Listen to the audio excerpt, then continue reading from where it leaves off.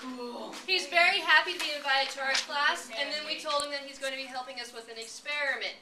And he realized he is the experiment. So our Mr. Happy Stay Puft Man is now our Mr. Sad Stay Puft Man. Yay. So Miss Meeks is going to tell us what we are going to be doing to our Mr. Stay Puft Man. And then it's up to you to decide if these are physical changes that are taking place or chemical changes that are taking place. So really quick, somebody tell me an indicator of a chemical change. Color change, okay. What else? The temperature. Temperature change. Gas formed. Gas is formed. Was that yours? Precipitate. Precipitate, which is a what? Solid. Solid. Will? Odor. And what else? Chemical or physical? Chemical. Chemical. I think we covered most of them. Change in heat or energy. That can also be light or electricity. Okay. Yeah, that's a good idea. All right, so somebody tell me what a physical change is. Like if you were to tear it apart in half. Okay. The change of shape. Change of shape. Mr. Stay Puft's happy with your answers. Change of size. Change of size. Change in matter. Change in matter. Well, there's actually chemical and physical changes when you eat something. What about like a phase change? If I go from solid to liquid to gas, is that physical or chemical? Physical. Physical. Okay? So, you need to ask yourself, what's the most important question when you're trying to figure out if it's a chemical or physical change? Was a new substance formed? Okay? Ask yourself, we're starting with marshmallows. Do we still have a marshmallow at the end of each change? Is that we're going to beat him with a hammer or a science book. Oh my God! No! He had so much. He is very unhappy now. He has slimmed down a little bit. He needed to drop a few pounds. So, somebody tell me, hey, eyes and ears, somebody tell me, was that a physical change? Physical, why? Oh, because it's still a marshmallow. It's still. Is we're going to puncture him or stab him. Oh my God! Uh-oh, a piece of him even fell off. That's cruel. So cruel. I mean, he's hanging on by a thread. He is hanging on by a thread.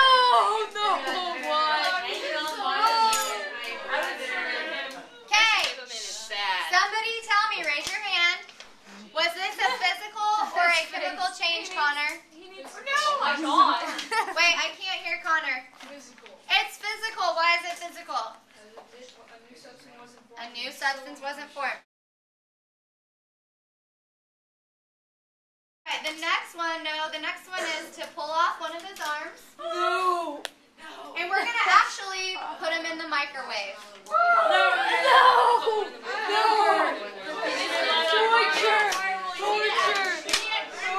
This has to be really hard for Marshmallow Man. Okay, so here's what we're doing. We broke down his arm. One part of his arm is going in the microwave. The other part of his arm is going to go into the boiling water. Food.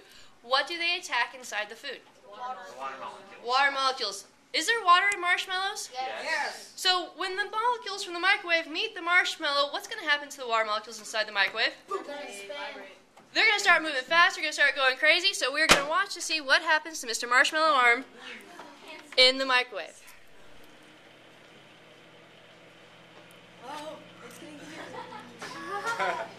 Yeah, if you're in the last row, you can move over a little bit. Is it going to explode? Oh God. Okay, so we've seen it expand. Now, watch carefully when I take it out. You gotta keep watching. Oh, it's shrinking. What's happening to the marshmallow now? It's shrinking. So when we heat it up, the water molecules, they start moving faster, they start to expand, it starts pushing our marshmallow out. But as soon as we take it out of the heat, what do the water molecules start to do? Come together. They start to slow down, they start to come back together, so it shrinks back. Or is it just shaking by itself? It's probably me. Okay. I'm like, Okay, so if all we did was expand the water molecules and then allow the water molecules to condense, is this a physical or a chemical change?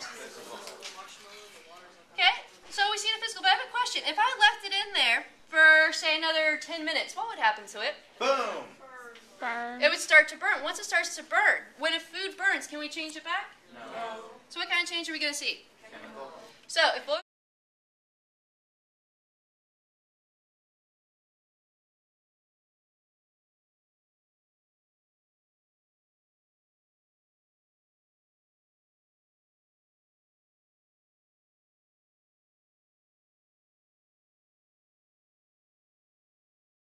So what do we see happening?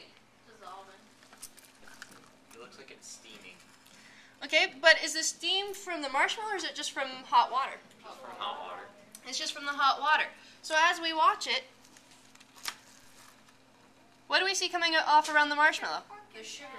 We see all of the sugar, exactly right. What we are doing to the marshmallow arm is it is dissolving it. It is taking all the sugar out and is pulling it into the water. So ladies and gentlemen, if we are simply dissolving it, are we changing the marshmallow? No. No. Breaking it down. We're breaking it down. If I were to separate the marshmallow, pull it back out of the boiling water and stick it into a freezer for a little while, it'd become hard. It probably wouldn't taste as good, it wouldn't be nearly as fluffy, but have we actually chemically changed it at all? No. What No. exactly? So we're just changing the temperature. So is it a physical or a chemical change? Physical. It is a physical change. Now,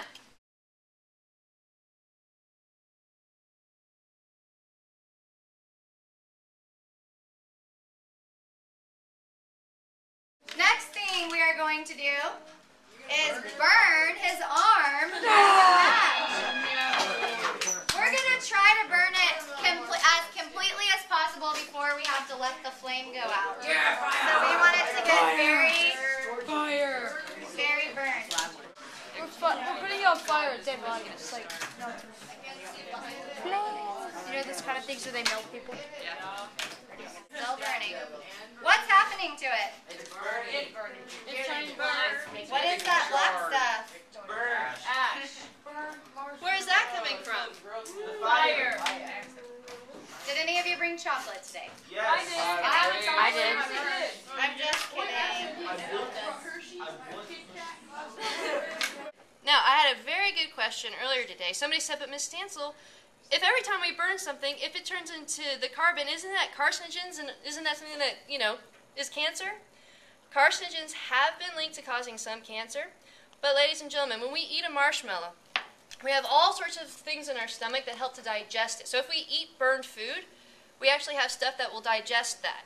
It kind of pulls out most of the harmful stuff. So we don't want to eat anything that's really charred and black because, well, one, it's not very good, and two, it does have a high amount of carbon in it. Now, it's a lot different from if you were around somebody who's smoking a cigarette. There's carcinogens in that. They are both the same, the burnt food and also from the cigarettes. The burnt food we can filter out with our stomach.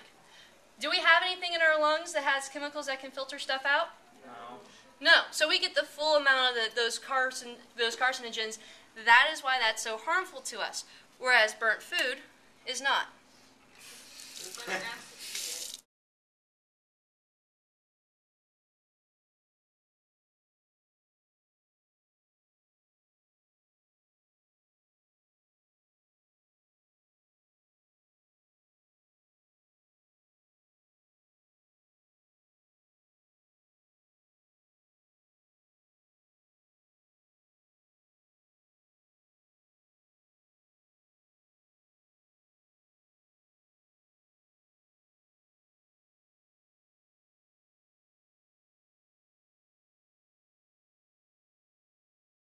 We're going to do, me and Miss Stansel, we're going to chew them up.